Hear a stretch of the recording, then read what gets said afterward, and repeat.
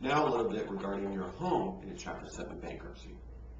In Arizona, there's something called an anti-deficiency statute. And what that means is, even if the sale price of a house at a foreclosure sale is not sufficient to cover all the liens on the house, the creditor cannot sue you for the difference after the foreclosure sale. So let's say, for example, you have a house that sells for $100,000 at a foreclosure sale, and the first lien is $200,000, and the second lien is another $100,000, which would leave a $200,000 shortfall after the foreclosure sale. Because of the anti-deficiency statute, a creditor would not be able to sue you for the difference. There is an exception, however, for a personal line of credit against your home. In Arizona, the anti-deficiency statute applies to what's called purchase money security interest. That means if you took out the loan to actually buy the house, or if you refinance the loan for the purchase of that home, then the anti-deficiency statute applies. But if you took out equity or value out of your home for any other reason, for example, to buy a car, to pay for a vacation, for any other reason other than buying the house itself, then the creditor can sue you for deficiency. So let's say the same example as previously, but the junior lien in that case was a line of credit. In that case, the junior lien holder could sue you for $100,000 after the foreclosure sale and potentially garnish your wages. In that case, you would have to do a Chapter 7 bankruptcy to extinguish your personal liability on the line of credit.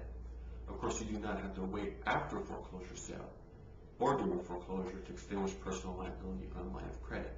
If you have a first lien that you are late on, a purchase money security interest, and you have a junior lien holder, a line of credit that you are far out of the money, meaning that it's completely unsecured and a foreclosure would not be viable, and you're late on that lien, you could potentially file a bankruptcy to eliminate your personal liability on the line of credit or on the junior lien holder, and with that extra money, start making up your late payments on your primary lien holder, because the primary lien holder can still file foreclosure and recover some of their investment.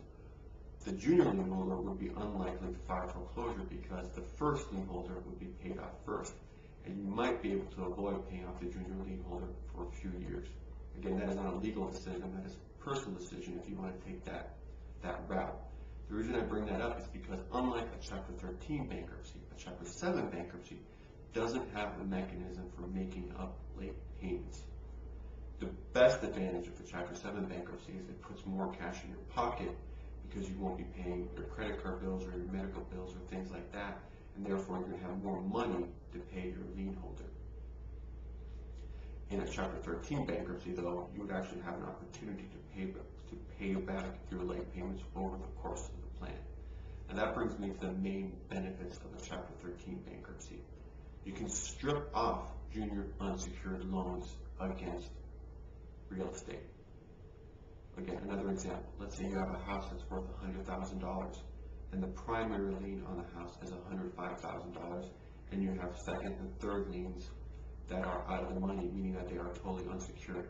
In a junior lien, in a Chapter 13 bankruptcy, you can actually take off or strip off the junior liens from the house and make them a general unsecured debt like a credit card debt.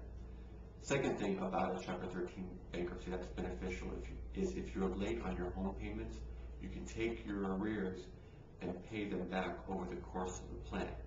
Therefore, let's say you owe $5,000 in late payments on your house and your house is in foreclosure. If you did a 3-year plan, you could spread the $5,000 over the 3 years and pay them back that way. Or if you did a 5-year plan, you can pay back the arrears over 5 years. That gives you the benefit of not having to pay back all your late payments at once.